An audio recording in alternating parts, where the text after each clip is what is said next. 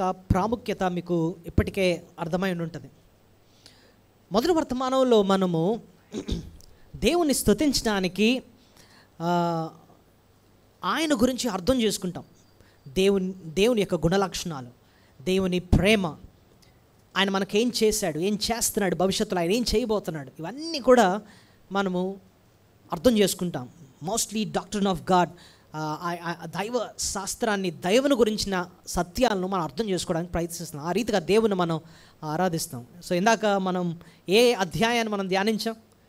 యెషయా గ్రంథం 60 అధ్యాయం. 10 అద్భుతమైన విషయాలు యేసు ప్రభునందు విశ్వసించుట ద్వారా మనకు కలిగే 10 మేళ్లను గురించి మనం అర్థం చేసుకున్నాం.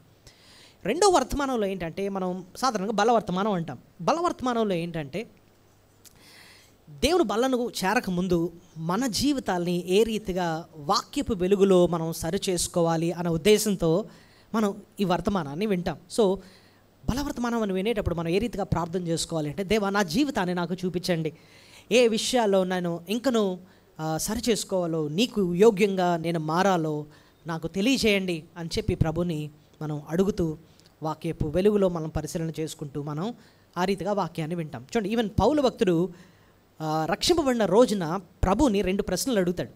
దేవా నువ్వు ఎవరివి, నేనేం చేయాలి అంటాడనమాట. Who are you lord, what should I do అంటాడనమాట. అసలు నిజానికి ఈ 2 ప్రశ్నలకి 2 వర్తమానాలు జవాబిస్తాయి. హూ ఆర్ యు లార్డ్, దేవా నువ్వు ఎవరివి అంటే నిజానికి మొదటి వర్తమానం దానికి జవాబు కదండి. నేనేం చేయను అన్న 2వ ప్రశ్నకు 2వ వర్తమానమే జవాబు అనమాట. నిజానికి విశ్వాస జీవితంలో ఈ 2 ప్రశ్నలు చాలా ప్రాముఖ్యం. ఆయన ఎవరో అర్థం చేసుకోవాలి, మనం ఏ రీతిగా ఆయన కొరకు మనం జీవించాలో మనం అర్థం చేసుకోవాలన్నమాట. సో అందుకోసం ఈ 2 వర్తమానాలని మనం వింటాం.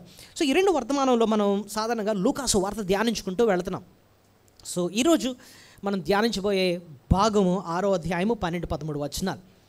సో ఈ రీతిగా ఒక క్రమంగా మనం ఒక book by book, verse by verse exposition చేసుకుంటూ వెళ్తూ ఉంటాం. ఇది గత 12-13 సంవత్సరాల నుంచి మనం చేస్తున్నాం. వేరే వేరే బుక్స్ ధ్యానించుకుంటూ వస్తున్నాం. మరి దేవుడు ఈ భాగంలో మనకు దాచిన సత్యం ఏంటండి అని మీరంటే, చూడండి, ఒకటి గుర్తుపెట్టుకోండి. మన జీవితంలో చాలామందిని మనము మాదిరిగా పెట్టుకుంటూ ఉంటాం. చూడండి, చిన్నపిల్లలు వాళ్ళకి తల్లిదండ్రులని మాదిరిగా పెట్టుకుంటూ ఉంటారు. లేకపోతే కొంచెం యవనస్తులు కొంతమందిని మాదిరిగా పెట్టుకుంటూ ఉంటారు. సెలబ్రిటీస్ని, ఇలా స్పోర్ట్స్ స్టార్స్ని ఇలాంటి మాదిరిగా పెట్టుకుంటారు. కొంతమంది పొలిటీషియన్స్ని మాదిరిగా పెట్టుకుంటారు. అసలు విశ్వాస జీవితానికి మాదిరి ఎవరు అని అంటే, హూ ఇస్ అవర్ మోడల్ అంటే యేసు ప్రభువే. అంతే కదండి, ప్రభువే మనకేంటండి మాదిరి. యేసు ప్రభుని గురించి మనం అర్థం చేసుకునే కొలదండి ఆయనలా బ్రతకాలరా అన్నట్టు అనిపిస్తుంది అనమాట. అలా నీకు ఎందుకు అనిపించట్లేదంటే ఆయన గురించి ఇంకా సరిగ్గా నీకు తెలియదు అనమాట. ప్రభువుని గురించి అర్థం చేసుకుంటే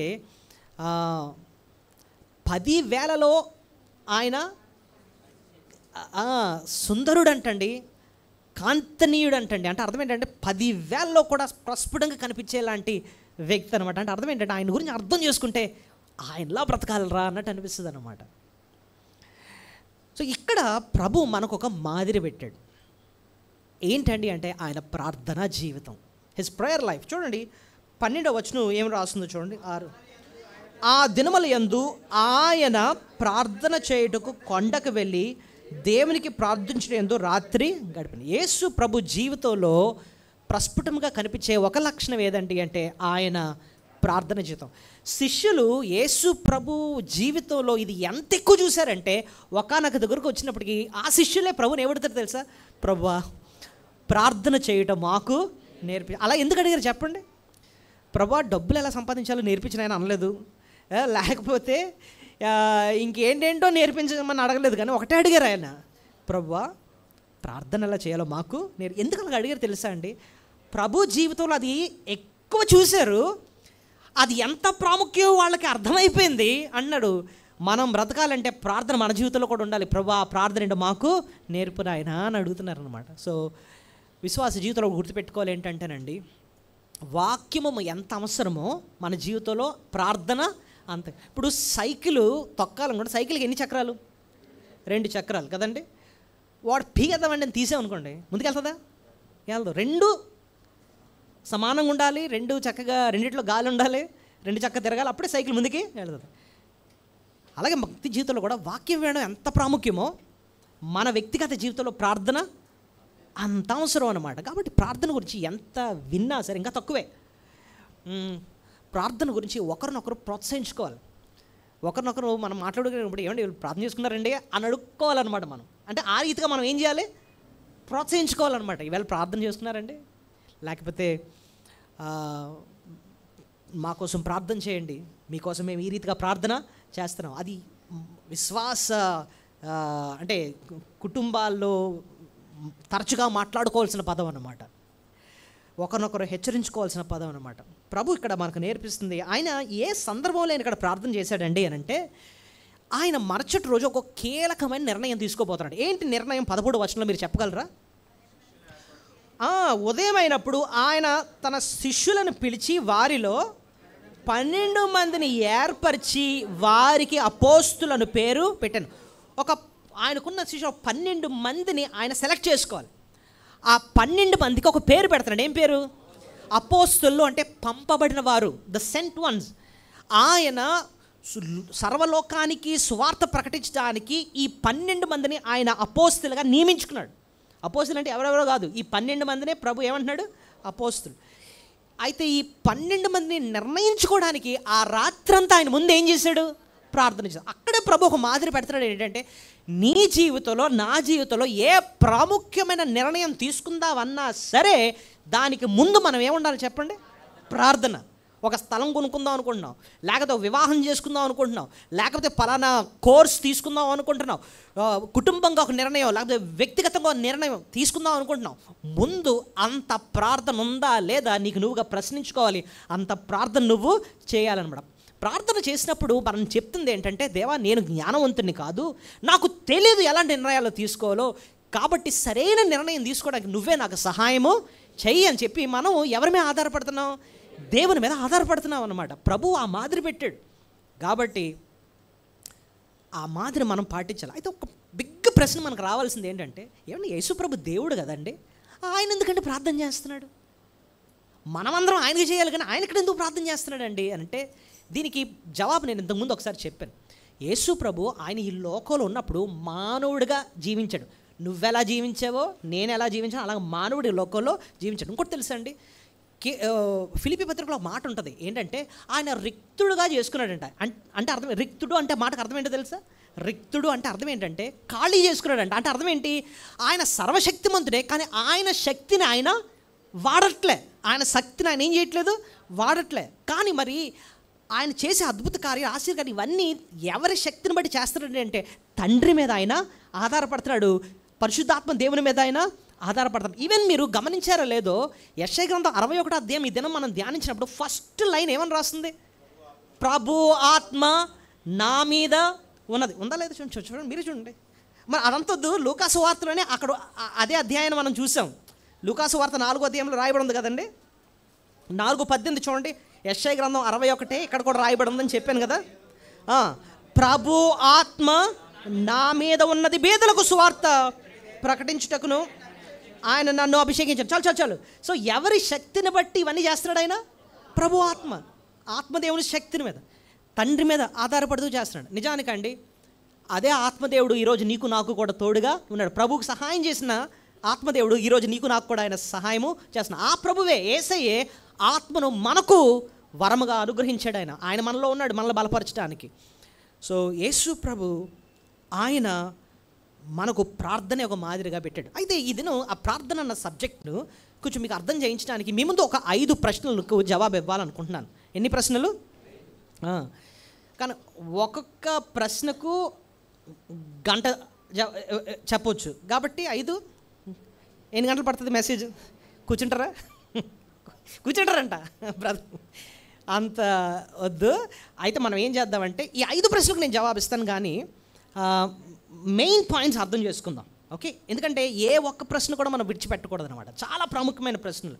ఇంతకీ ప్రశ్నలు ఏంటండి అని అంటే, మొదటిది ప్రార్థన వల్ల కలిగే మేళ్ళేంటి? ఫస్ట్ ప్రశ్న ఏంటంటే, ప్రార్థన వల్ల కలిగే మేలు. ఎందుకంటే ప్రార్థన వల్ల ఏ మేలు ఉందండి?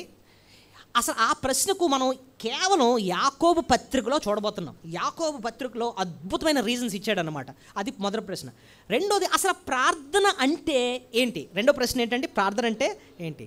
మూడోది, మనము అసలు ఎందుకు దేవునికే ప్రార్థించాలి? మూడోది, ఎందుకు మనుషుల మీద ఆశ్రయపడకూడదు, దేవునికే మనం ఎందుకు ప్రార్థన చేయాలి? అది మూడో ప్రశ్న. నాలుగోది ఏంటంటే ఎలాంటి మనస్సుతో మనం ప్రార్థన చేయాలి, ఎలాంటి మనస్సుతో మనం ప్రార్థన చేయాలి. ఆఖరి ప్రశ్న ఏంటంటే అసలు ఏమని ప్రభుని అడగాలి, ఏమని మనం ప్రభుని అడగాలి? చెప్పగలరా ఒకసారి ప్రశ్నలు? 5 ప్రశ్నలు, సింపుల్. ప్రార్థన వల్ల కలిగే మేళ్ళు ఏంటి? ఎందుకంటే అది అర్థం చేసుకుంటేనే మనకు మోటివేషన్ వస్తుంది, ప్రార్థన చేయాలి అయితే అన్న మనసు వస్తుంది అనమాట. ప్రార్థన వల్ల కలిగే మేళ్ళు ఏంటి? రెండో ప్రశ్న ఏంటన్నాను? ప్రార్థన అంటే ఏంటి? What is prayer? మూడోది, దేవునికే మనం ఎందుకు ప్రార్థన చేయాలి, దేవునికే మనం ఎందుకు ప్రార్థన చేయాలి, మనుషులను ఎందుకు ఆశ్రయించకూడదు, ఆయనకే ఎందుకు మనం ప్రార్థన చేయాలి? అది మూడో ప్రశ్న. నాలుగోది, ఎలాంటి మనసుతో ప్రార్థన చేయాలి? ఒక చోట రాస్తుంది, మీరు గర్వంతో స్వార్థంతో ప్రార్థన చేస్తున్నారు కాబట్టి దేవుడు మీ ప్రార్థన వెంటలేదు అంటున్నాడు. మరి ఏ మనసుతో మనం ప్రార్థన చేయాలి? అది కూడా మనం నాలుగోది మనం చూద్దాం. ఐదోది, అసలు ఏమని అడగాలి మనం? ఏమని అడగాలండి? ఏది పడితే అది అడిగాడేనా? దానికంటూ ఏదో పద్ధతి ఉంది? ఏం అడగాలి ప్రభుని?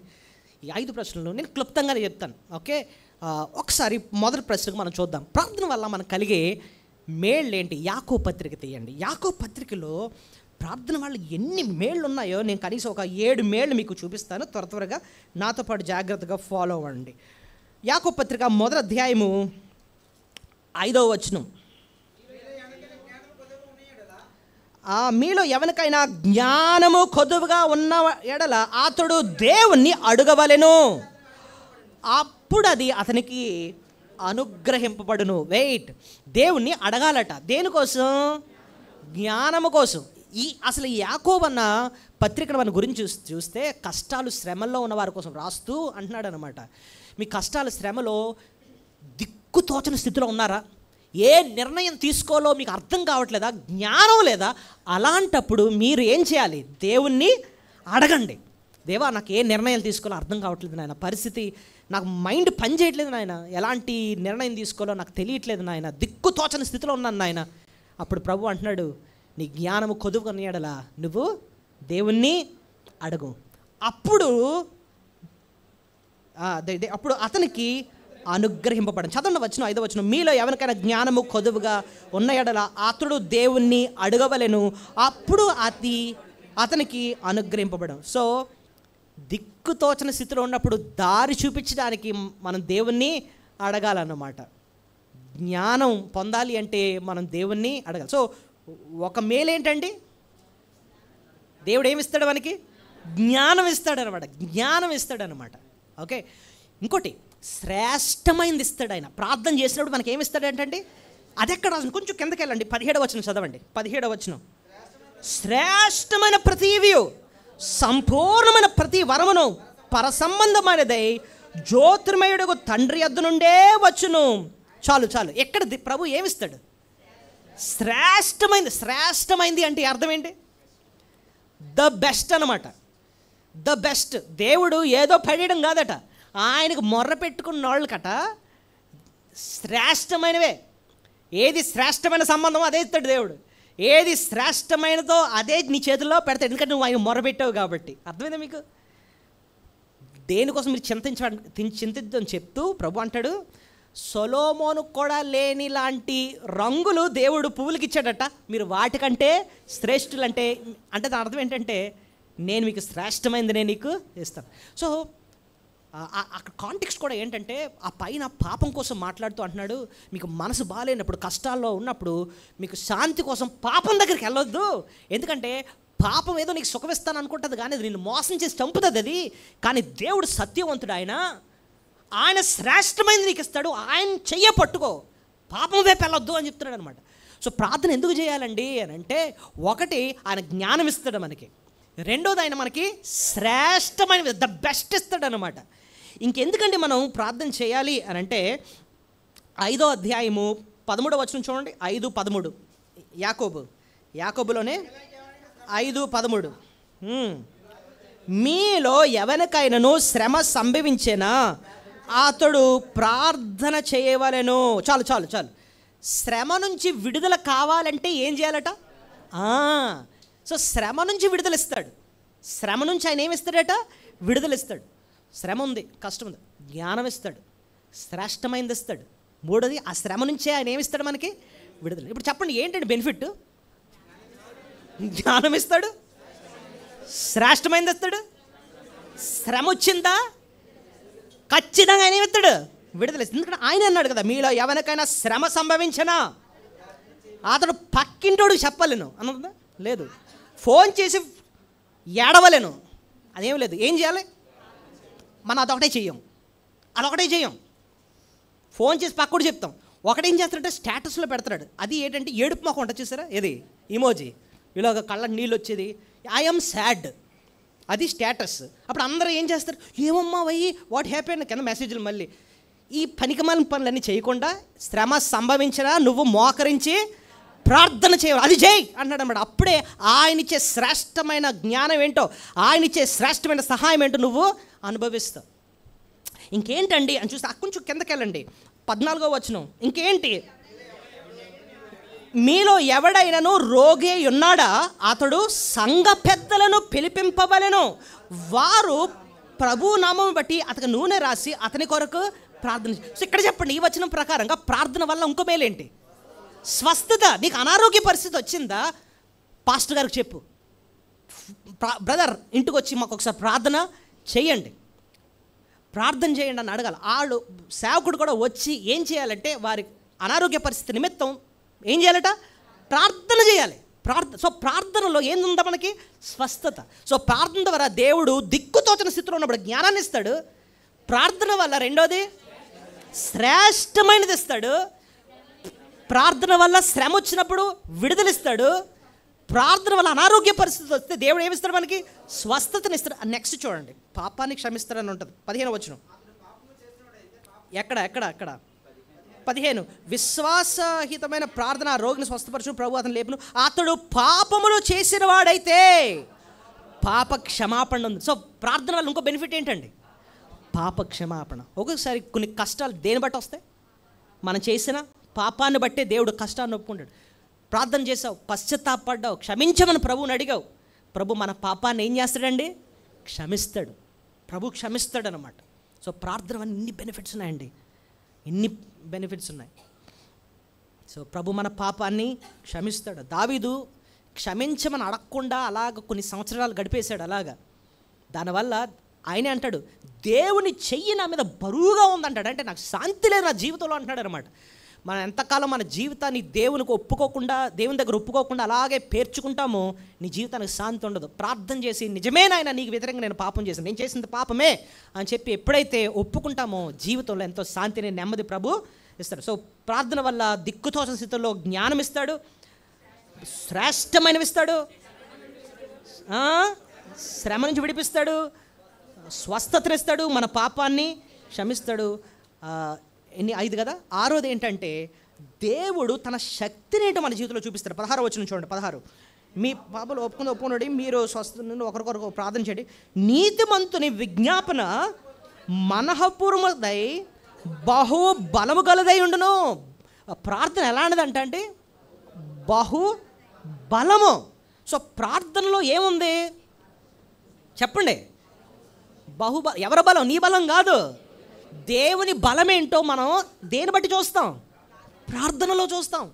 ఒక సమస్య ఉంది, అది తీరట్లేదు, ప్రార్థన చేసాం చెప్తేనవరు దేవుడు చేస్తాడండి. ఎలాంటి కార్యం అంటే ఆయన శక్తినేంటో చూపించి మనకు విడుదలను ఇస్తాడనమాట. అది దానికి కింద ఎగ్జాంపుల్, ఆ శక్తి ఎలాగా దేవుడు చూపిస్తాడని చెప్పి ఏలియా గురించి రాస్తారు. చూడండి 17వ వచనం.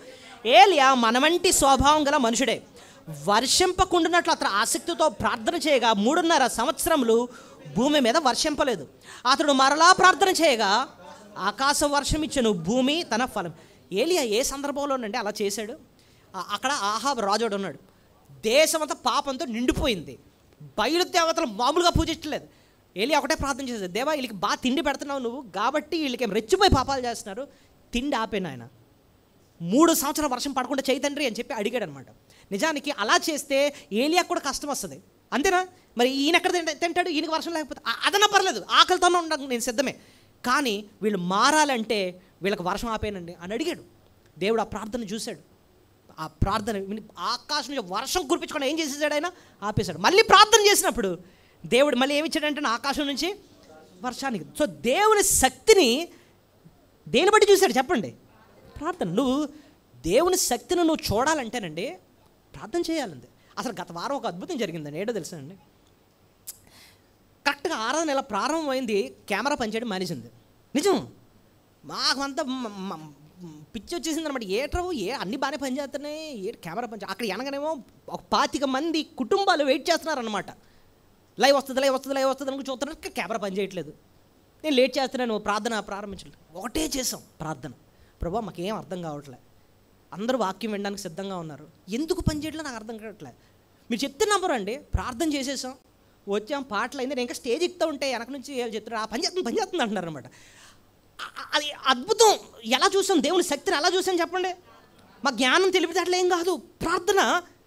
ఆయన శక్తిని మనం చూస్తాం అన్నమాట. మనం ఒక్కొక్కసారి అండి కంగారు పడుతూ ఉంటాం, ఎలా చేద్దాం, ఏం ప్రార్థన చేయం.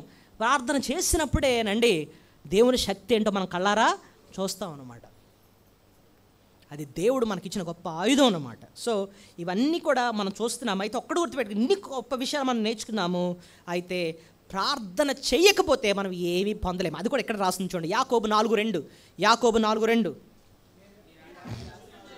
మీరు ఆశించుచున్నారు కానీ మీకు దొరకట్లేదు, నరహత్య చేయుదురు, మత్సరపడుదురు కానీ సంపాదించుకోవట్లేదు, పోట్లాడి యుద్ధము చేదురు కానీ దేవుణ్ణి అడగనందున మీకేమీ దొరకట్లేదు. దేవుణ్ణి అడగలేదు కాబట్టి మీకేమీ దొరకదు. దానికి రివర్స్, ఒకవేళ అడిగితే అన్నీ దొరుకుతాయి.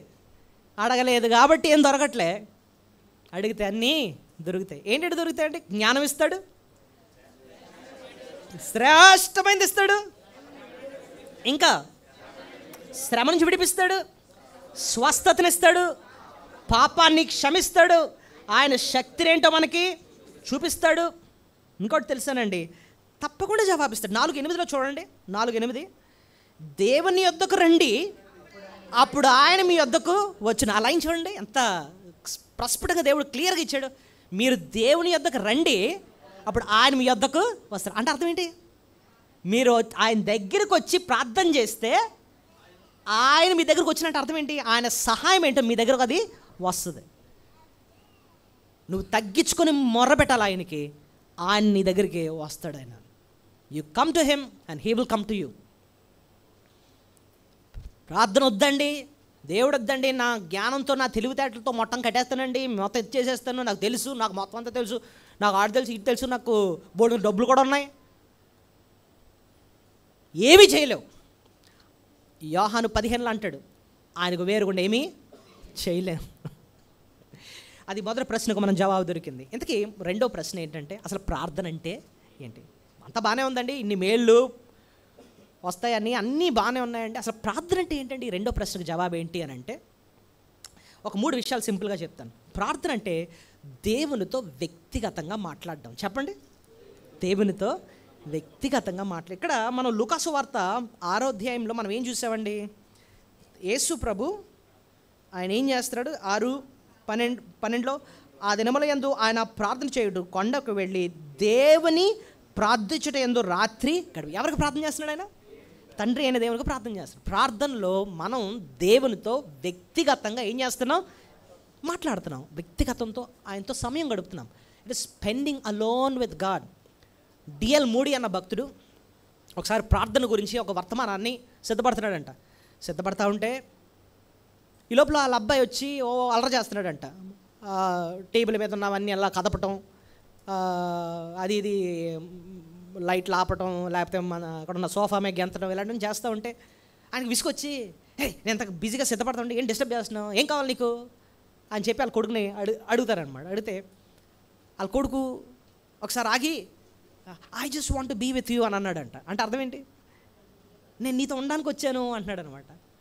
నీతో ఉండడానికి, నీతో గడపడానికి, నీతో సమయం గడపడానికి వచ్చాను అని. అప్పుడు ఎంత సిద్ధపడుతున్నా ఈయన ఒక్కసారి ఆగిపోయి, అసలు ప్రార్థన అంటే అదే కదా.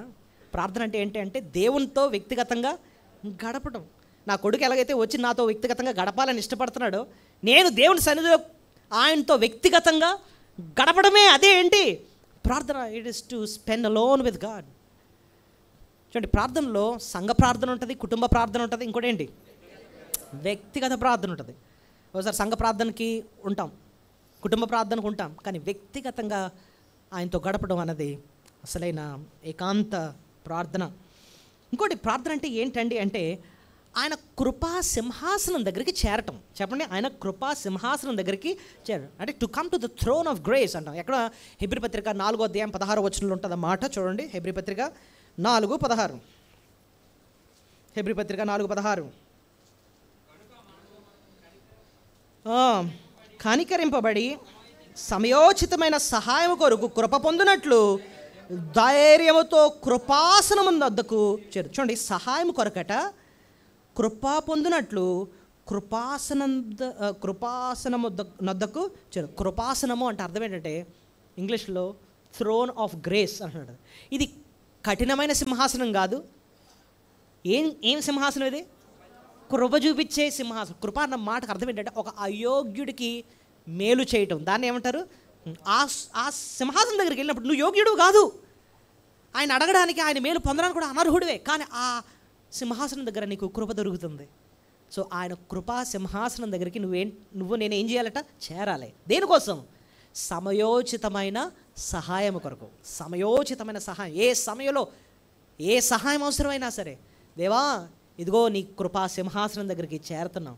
ప్రార్థన చేసేటప్పుడు ఈ మాట నాకు వాడడం చాలా ఇష్టం. దేవా నీ కృపా సింహాసనం దగ్గరకు రావడానికి మాకు ఒక అవకాశము ఇచ్చావు, ఇదిగో నీతో ఏకాంతంగా గడపడానికి వచ్చాం. సో ప్రార్థన అంటే ఏకాంతంగా ఆయనతో గడపడం. ప్రార్థన అంటే ఆయన కృపా సింహాసనం దగ్గరికి చేరడం. అంతేకాదు, ప్రార్థన అంటే మన హృదయాన్ని ఆయన దగ్గర కుమ్మరించడం. చెప్పండి అన్నమాట, మన హృదయాన్ని ఆయన దగ్గర ఏం చేయడం? కుమ్మరించడం. ఎక్కడ వస్తుంది ఈ మాట? కీర్తన 62:8. Psalm 62:8. కీర్తన 62:8.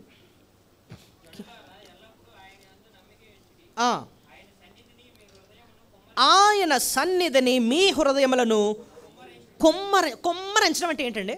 కుమ్మరించడం. కుమ్మరించడం.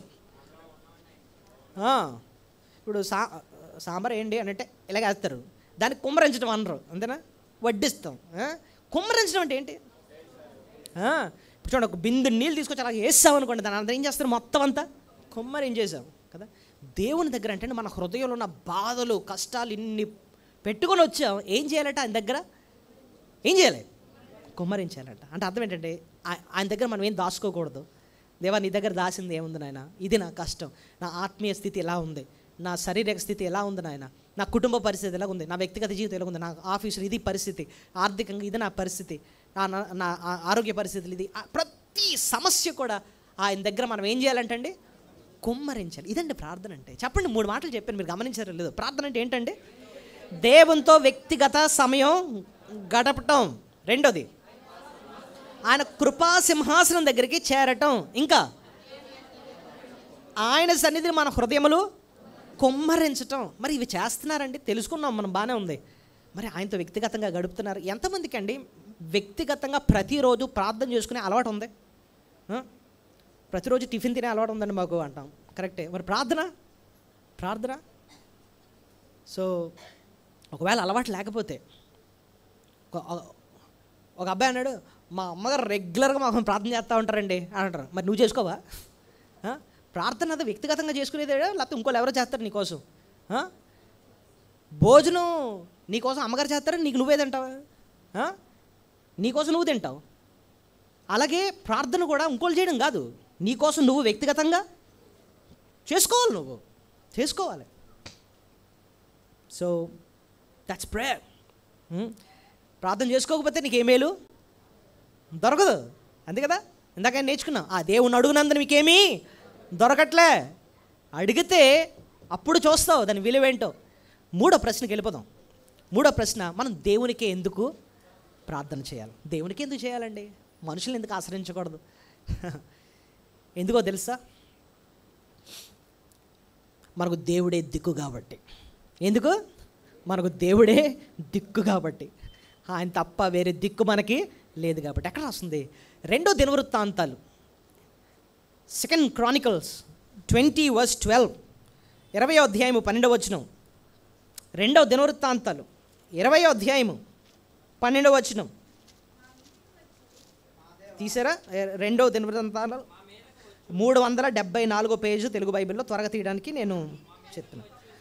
మా మీదకి వచ్చు ఈ గొప్ప సైన్యముతో యుద్ధము చేయుటకును మాకు శక్తి చాలదు, ఏమి చేయుటకును మాకు తోచదు, నీవే మాకు దిక్కు అని ప్రార్థన చేశాను. సో ప్రార్థన అంటే ఏంటండి? నీవే మాకు దిక్కు అంటే అర్థం ఏంటంటే మాకు ఇంకా దిక్కు లేదు, ఇంకో సహాయం లేదు, ఇంకో ఆధారం లేదు. కీర్తన 16వ అధ్యాయంలో కూడా ఇదే మాట అంటాడు, నీవే ప్రభుడవు, నీకంటే క్షేమాధారం ఇంకోటి ఏమీ నాకు లేదు, నీకే మొర్ర పెడుతున్నాను, నీకు తప్ప ఎక్కడికి వెళ్ళగలను ఆయన, ఇంకెవరికి చెప్పుకోగలను నా కష్టాన్ని. గత వారం నేను 2 వారాల క్రితం అనుకుంటా దేవుడు మనకి యజమాని అన్న విషయాన్ని చెప్పాను. దేవుడు మనకేంటండి? యజమాని. లాస్ట్ వీకా ముందా దేవుడే మనకేంటండి? ఆయన యజమాని. దేవుడు మనకి యజమాని అంటే మనం ఆయనకేంటి? దాసులం. దాసుడికి ఎవరు దిక్కు? యజమానే దిక్కు. ఇంకెవరి దగ్గరికి వెళ్ళలేడు. తను సొంతంగా వెళ్ళి కొనుక్కోవాలన్నా కూడా ఎవడెవడు, తనకంటూ రూపాయి జోబులో ఉండదు. మరి ఎలా బతుకుతారా అంటే నా దిక్కు ఎవరంటే యజమాని. అదే మైండ్ సెట్తో మనం ప్రార్థన చేసుకునేటప్పుడు, దేవా ఇంక నేను ఎక్కడికి వెళ్ళగలను, నాకు నువ్వే నాకు దిక్కు అన్నట్టుగా వెళ్ళాలన్నమాట. దేవుడే మనకు దిక్కు కాబట్టి ఆయనకే మనం ఏం చేయాలండి? ప్రార్థన చేయాలి. ఇంకోటి చెప్తాను చూడండి, ఈ 3వ ప్రశ్నకు దేవునికి ఎందుకు మనం ప్రార్థన చేయాలండి అంటే, అది దేవుడు మనకు ఇచ్చిన గొప్ప ఆధిక్యత. దేవుడు ఆయనకు ప్రార్థన చేయడానికి దేవుడు మనకిచ్చిన గొప్ప ఆధిక్యత. It's a privilege. ప్రతి ఒక్కడు మొరబెడితే ఎండో, కానీ ఆయన బిడ్డలు మొరబెడితే ఆయనకి ఎంతో ఆనందకరం. నీతిమంతుల మొర ఆయనకెంతో ఆనందకరం అంటండి. మీకు వచనాన్ని మీకు చూపిస్తాను. అది దేవుడు మనకిచ్చిన గొప్ప ఆధిక్యత అన్నది, తండ్రి అని పిలవడానికి దేవుడు మనకిచ్చిన గొప్ప ఆధిక్యత అని ఎక్కడ రాస్తుంది? రోమా 8వ అధ్యాయము, దయచేసి తీయండి, 15వ వచనం. రోమా 8.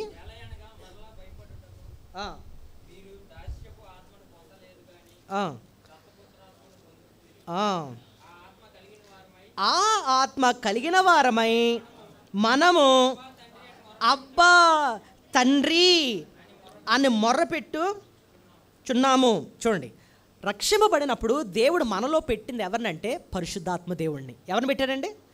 పరిశుద్ధాత్మ దేవుడు మనలోకి వచ్చినప్పుడు ఆయన మనకు ప్రేరేపించేది ఏంటంటే, మనకు నేర్పించేది ఏంటంటే, ఇదిగో నీకు దేవునికి ఒక సంబంధం ఉంది, నువ్వు ఆయన బిడ్డవి, ఆయన నీకేంటి?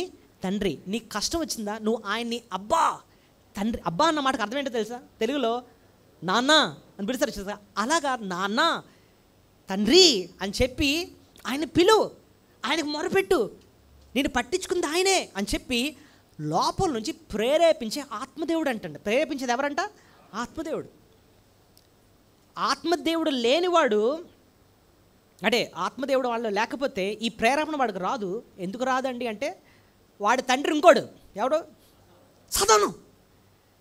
యోహాను సువార్త 8వ అధ్యాయం 44వ వచనం అంటున్నాడు, మీరు మీ అపవాది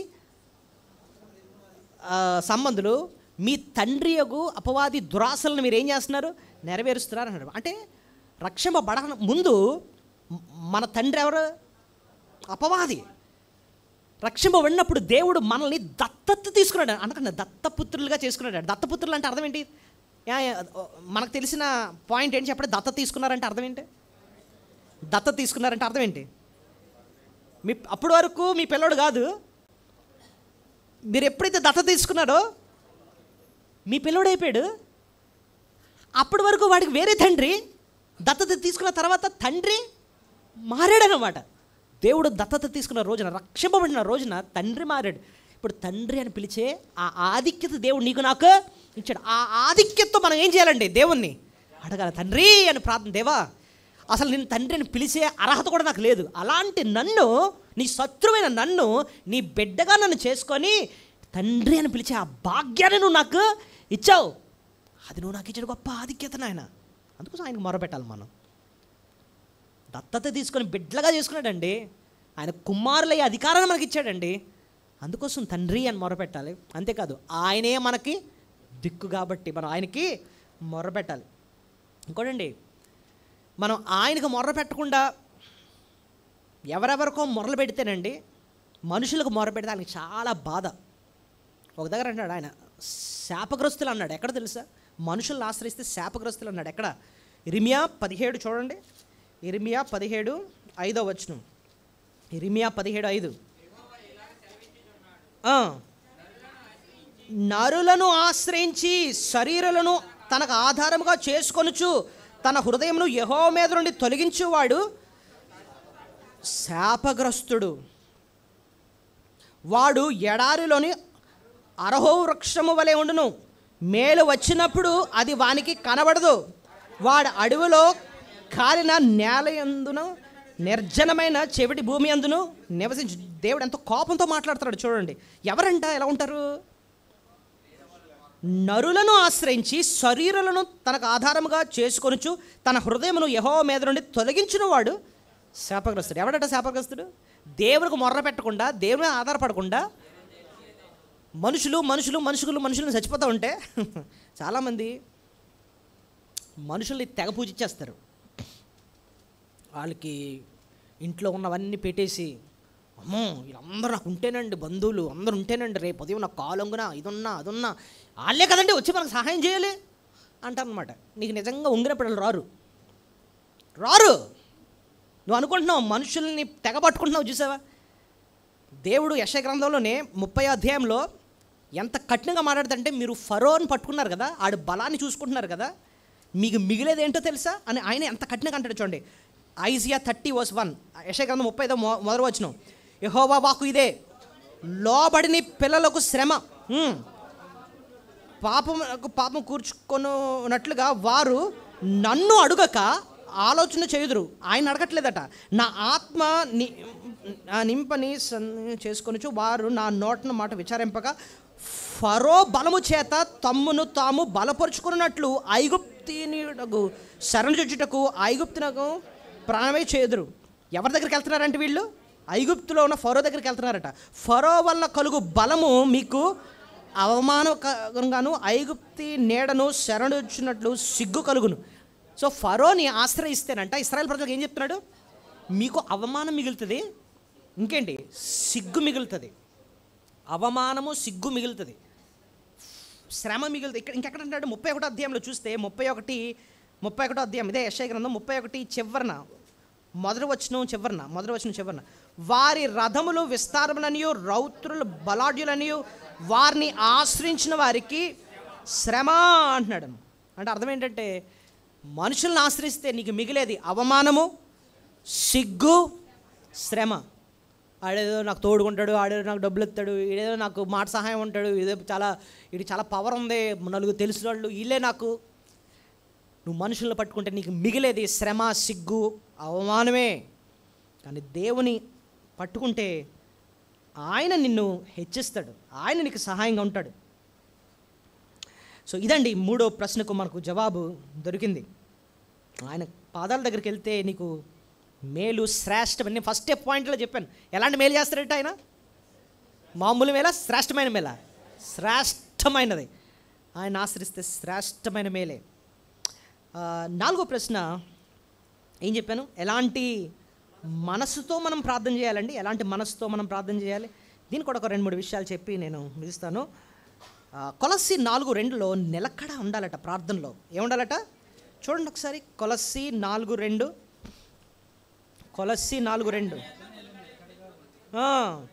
ప్రార్థన యందు నిలకడగా ఉండి కృతజ్ఞతల బాలై ఉండు, మెలకువగా ఉండండి. ప్రార్థన యందు నిలకడ అంటున్నాడు. నిలకడ అంటే ఏంటండి? నిలకడ వీడికి నిలకడ లేదని బాబు అంటారు. అంటే అర్థం ఏంటి? స్థిరం. ఒక మాట ఇంగ్లీష్లో ఏమంటారంటే డిసిప్లిన్ అంటారు అన్నమాట. ప్రేయర్ అన్న ఒక డిసిప్లిన్ మన జీవితంలో ఒక క్రమం ఉండాలన్నమాట. భోజనం ఒక క్రమంలో చేస్తాం మనం, అంతేనండి. ఎలా చేస్తాం? రోజుకి బ్రేక్ఫాస్ట్ అంటే టిఫిను, తర్వాత లంచ్, డిన్నర్, అంతేనా? లేకపోతే గుర్తు వచ్చినప్పుడు చేస్తూ ఉంటామా? సడన్గా గుర్తొచ్చింది సార్ భోజనం చేద్దామండి, మళ్ళీ గుర్తొచ్చిందండి, లేకపోతే 2 రోజులు మర్చిపోయి సడన్గా ఏదో గుర్తొచ్చిందని మళ్ళీ భోజనం చేయాలి. అలా చేయమే. మన జీవితంలో ఏముంటుంది? ఒక క్రమం. ఈ మధ్యన అది పోతుంది జనాలకి.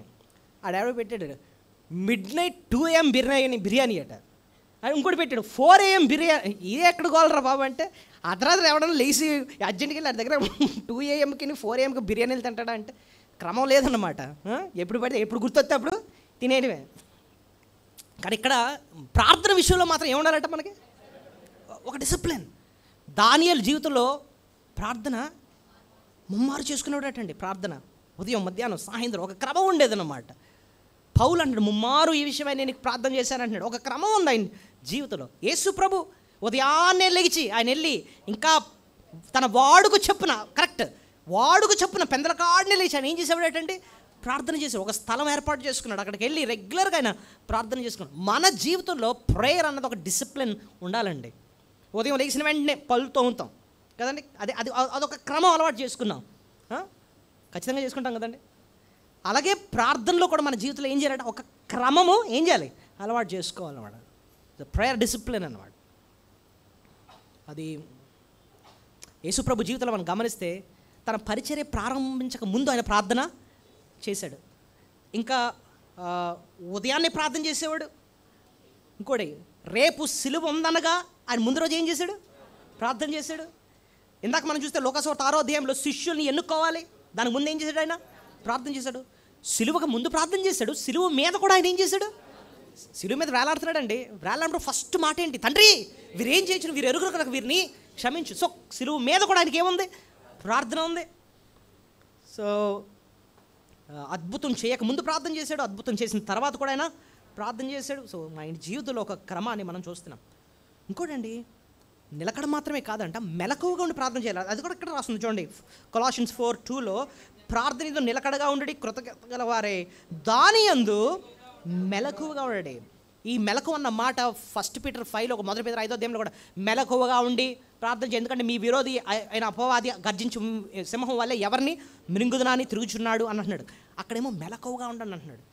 మెలకువ అన్న మాట మిలిటరీ టర్మ్, మిలిటరీ వాళ్ళు వాడే పదం అంట. మిలిటరీ ఆర్మీలో ఎలా ఉంటారు వాళ్ళు? మెలకువగా ఉంటారా లేదా? ఇప్పుడు ఇండియా పాకిస్తాన్ యుద్ధం వచ్చిందండి, అజాగ్రత్తగా ఉంటే, మెలకువగా లేకపోతే శత్రువు ఏం చేశాడు? లోపలికి వచ్చేసాడు అనమాట. వచ్చేసాడు, ఎందుకంటే మెలకువగా లేరు కాబట్టి. ఎవరు రారులే అనుకున్నారు, వచ్చేసారు ఇంత లోపలికి. మెలకువగా ఉంటే శత్రువు రాడనమాట. సో మన జీవితంలో కూడానండి, శత్రువు ఇండియాకి పాకిస్తాన్ బార్డర్లో ఎలాగైతే శత్రువు లోపలికి వచ్చేద్దామని రెడీగా ఉంటారో, నీ జీవితంలో నా జీవితంలో కూడా సాతాను గడి దూరిపోవడానికి ఆడు బార్డర్లోనే రెడీగా ఉంటాడు. ఎక్కడో ఉంటాడు, ఆడు ఎక్కడ ఉంటాడు? బార్డర్ దగ్గర ఉంటాడు. నువ్వు ఎప్పుడు అజాగ్రత్తగా ఉన్నావో నీ జీవితంలోకి దూరిపోతాడు. నీకు అర్థమైపోయిందను, అర్థమైపోవాలట. మెలకు అన్న మాటకు అర్థం ఏంటంటే అర్థం చేసేసుకోవాలన్నమాట. ఇది సైతాను పని. చూడండి, గురువులు గోధుమలు అన్న ఒక ఉపమానం ప్రభు చెప్పాడు. పనివారు వచ్చి, అయ్యా మనము గోధుమలు వేసాం కదా, గోధుమలతో పాటు ఏమి ఎదుగుతున్నాయి? గురుగులు కూడా ఎదుగుతున్నాయి అయ్యా అని అంటే, వెంటనే యజమాని ఏమంటాడు తెలుసా? ఇది శత్రువు పని. ఇది ఎవరి పని? శత్రువు. తక్కువ వచ్చేసింది దీనికి. ఎలా జరుగుతుందండి? శత్రువు దాడి ఉంది ఇక్కడ అని అర్థమవుతుంది. అలాగేనండి మన జీవితంలో కూడానండి, సపోజ్ చక్కగా కుటుంబం హ్యాపీగా ఉంది, తెలియకుండానే గొడవలు వచ్చేస్తున్నాయి, మాటలు అనేసుకుంటున్నారు, శాంతి ఉండట్లేదు, సంఘంలో కూడా ఏవో చిన్న చిన్న గొడవలు రైజ్ అవుతున్నాయి. మనకు వెంటనే అర్థమైపోవాలి చెప్పండి? ఇది శత్రువు పని, ఇది శత్రువు పని. అప్పుడు వెంటనే మనం ఏం చేయాలి? ప్రభు ఇచ్చిన ఆయుధం ఏదే? మెలకువగా అంటే ప్రార్థన చేయాలి. ఏ రోజు మనం మోకరిస్తామో ఆ వేళ సాతాను పారిపోతాడంటండి. బైబిల్లో రాస్తుందన్నమాట, మీరు మొరపెట్టు దినమున శత్రువులు వెనుగుదిరుగుదురు. ఎక్కడ? కీర్తన 56:9. We can fight the best on our knees. మోకాళ్ళేసిన రోజున శత్రువు, నేను మొర్రపెట్టు దినమున నా శత్రువులు వెనుకకు తిరుగుతారు. సో శత్రువు వెనుక ఎప్పుడు తిరుగుతాడు? మొర్రపెట్టు దినమున. సాతాన్ని వెళ్ళి రే సైతానా కూడా నేను అంటే ఆడెళ్ళు ఎప్పుడు వెళ్ళిపోతాడు చెప్పండి? ఎప్పుడు వెళ్ళిపోతాడు చెప్పండి? మోకాళ్ళు వేసినప్పుడు. మోకాళ్ళు వేస్తే ఆడికి దడ అంటండి. విశ్వాసి మోకాళ్ళు వేయడం అన్నది చూస్తేనే ఆడికి దడట. ఎందుకు? చెప్పేసుకుంటున్నారా బాబు దేవుడికి, నా పని అయిపోయిందిరా బాబు అనేటికి గుండెలో రాయిచ్చేస్తుందట. అర్థమైనా మీకు? ఆడికి దడ వచ్చేస్తుంది. ఎందుకంటే దేవుడు అంటే భయం వాడికి. మనం ఆయనకి చెప్పేసుకుంటున్నాం. ఇప్పుడు చూడండి, పిల్లలు మా డాడీకి చెప్తే నీ సంగతి అని చెప్పి వాళ్ళు వెళ్తున్నారు అనుకోండి, ఏడిపించినోడికి ఎలా ఉంటుంది? అమ్మో వాళ్ళ డాడీ చెప్పించుకుంటున్నాడు అని పారిపోతారు. చూస్తాం. సేమ్ అలాగే సాతాను గడికి మనం ప్రార్థన చేసుకుంటూ ఉంటాడు భయం అన్నమాట. సో నిలకడగా ప్రార్థన చేయాలి, మెలకువగా ప్రార్థన చేయాలి. ఓకే. సో ఇంకోటి ఇంకా చాలా విషయాలు ఉన్నాయండి. అది కొంచెం ఆఖరి పాయింట్ త్వరగా వెళ్దాము. ఏమని ప్రార్థన చేయాలి కదా, ఆఖరి ప్రశ్న ఏం చెప్తానన్నాను, ఏమని ప్రార్థన చేయాలి. కొన్ని ప్రాముఖ్యమైన వచనాలు ఉన్నాయి, అవి చెప్పి నేను ముగిస్తాను. ఒకటి, మన హృదయం కోసం ప్రార్థన చేయాలట. కీర్తన 86:11 చూడండి, దేనికోసం ప్రార్థన చేయమనుందో. కీర్తన 86:11.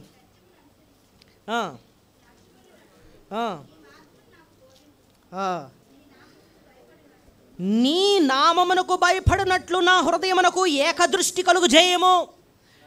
నీ నామానికి భయపడినట్లు నా హృదయముకు ఏకదృష్టి కలుగు. హృదయం కోసం ప్రార్థన చేయాలట. దేనికోసం? మేము VBS పెట్టాం పిల్లలకి.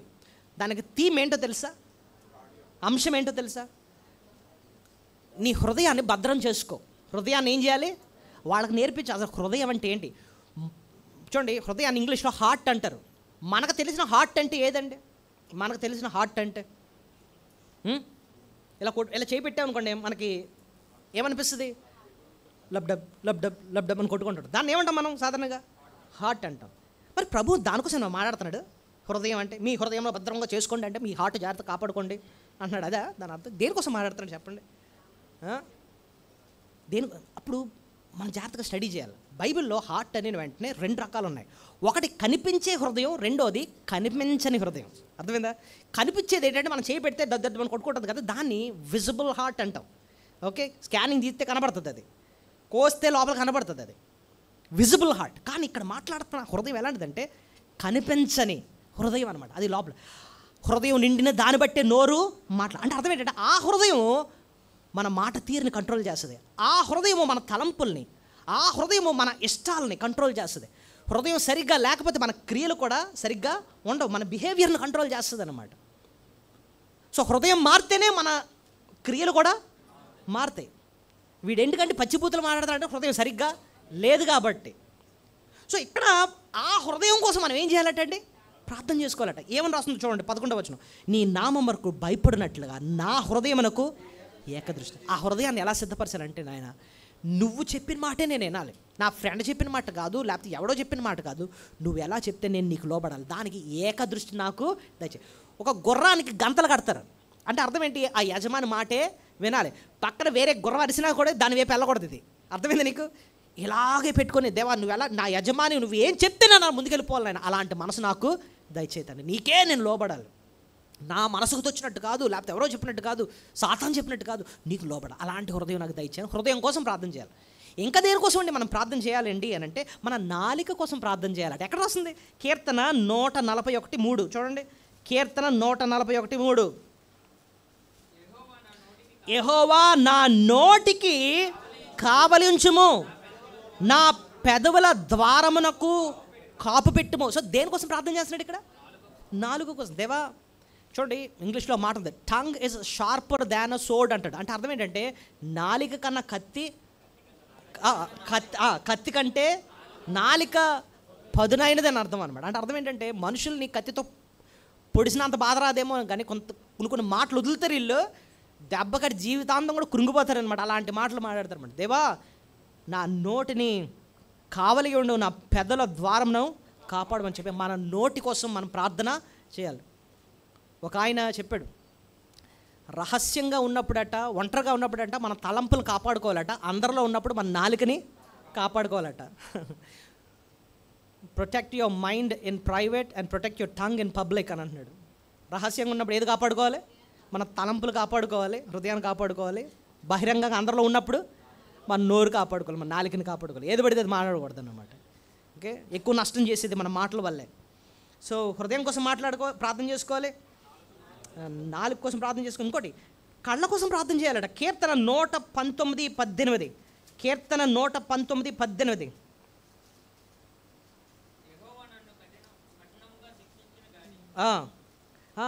119:18. 119 అండి.